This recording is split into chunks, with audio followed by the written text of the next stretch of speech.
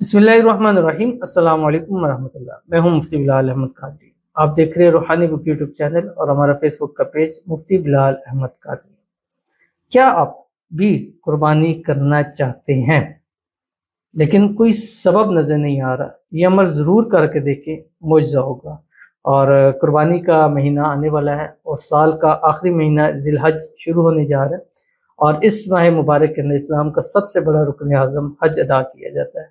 इसी महीने के अंदर कुर्बानी की जाती है अल्लाह ताला की खुशनुदी हासिल करने के लिए, क्योंकि कुरान मजीद में अल्लाह ताला ने इरशाद फरमाया, बिस्मिल्लाहिर्रहमानिर्रहीम, लन यनालल्लाह लुहुमुहा वला दिमाउहा वलाकिन यनालुहु तक़वा। अल्लाह ताला को तुम्हारा गोश्त और ये चीज़ें नहीं पहुँचती है, बल्कि उसको तुम्हारा तकवा पहुँचता है। और कुर्बानी एक ऐसी है जो दिल की मोहब्बत, दिल की चाहत के साथ होती है। और तमाम आलम इस्लाम जो भी कुर्बानी करने का इरादा रखते हैं, अल्लाह ताला उनके लिए कुर्बानियों में आसानी पैदा फरमाए। असबाब नज़र नहीं आ रहे, अल्लाह ताला गैब से असबाब पैदा फरमा दे।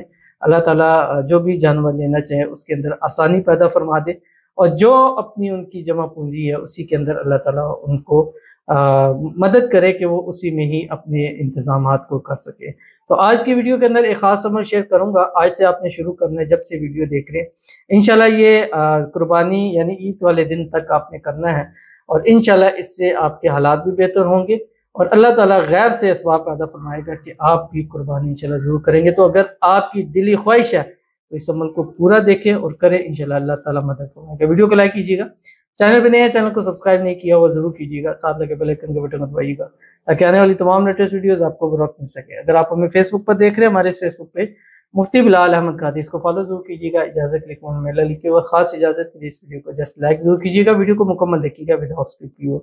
कुर्बानी एक ऐसी चीज़ है जब इंसान दिल से इसका इरादा रखता है तो अल्लाह ताला ना चाहते हुए भी, यानी इंसान का अल्लाह ताला की तो ज़रा वो तो चाहते हैं कि इंसान कुर्बानी करे, तकवा हासिल करे।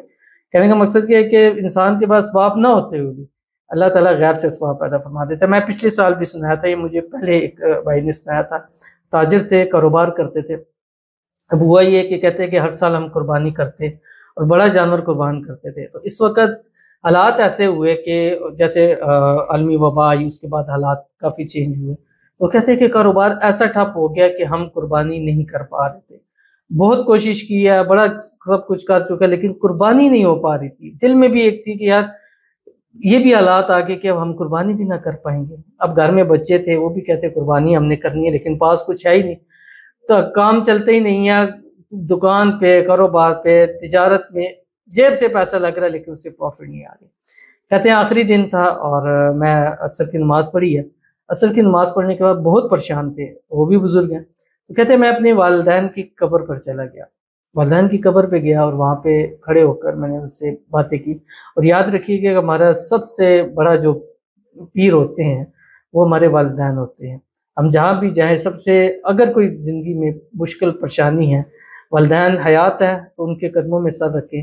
अगर चले गए हैं तो उनकी कब्र पे चले जाएँ, जाके वो परेशानी बयान करें, रब काबा की कसम आपकी परेशानियाँ हल होंगी। ये भी एक इसमें आज़म समझिए इसको। अब वो कहते हैं कि मैं वालिदैन की कब्र पे चला गया और जाके मैं उनसे बातें की, सारा मामला किए। मैं कहा जी अब तो ऐसे हालात आ गए कि हम कुर्बानी भी नहीं कर पा रहे, क्या करें? यानी मैंने, कहते हैं जो दिल में था, बड़ासी बातें थी, सारी मैंने की, रोया धोया सब कुछ किया, यहाँ तक कि मगरब होनी शुरू हो गई। तो मैं मगरब के टाइम निकल गया, मैंने कहा जाता हूँ अब। कहते हैं मैं गया तो अपने घर के पास एक मस्जिद है और अजान हुई, नमाज़ पढ़ी। नमाज़ पढ़ के बाहर निकलता हूँ तो बड़ा दिल परेशान है। अब देखें ये अल्लाह ताला की तरफ से एक मुआजिज़ा है। कहते हैं मैं बड़ा दिल परेशान है, बाहर निकलूँ तो एक शख्स खड़ा हुआ और उसके हाथ में बैल की रस्सी पकड़ी हुई थी। तो उसने चलते चलते मुझे कहा कि अजी साहब लेना नहीं, यानी वो पंजाबी में उन्होंने कहा।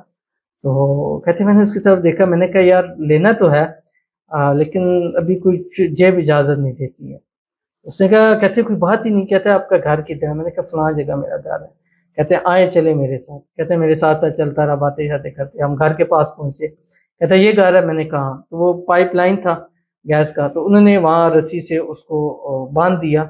और बांधने के बाद कहते हैं कि अजी साहब दसो ईद तो बात करूँ आवा पैसे लाने, यदि पंजाबी में उन्होंने कहा।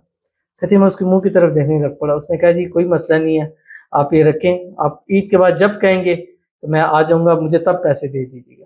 तो कहते मैंने उसको कहा यार ईद के 1 महीने बाद आ जाए।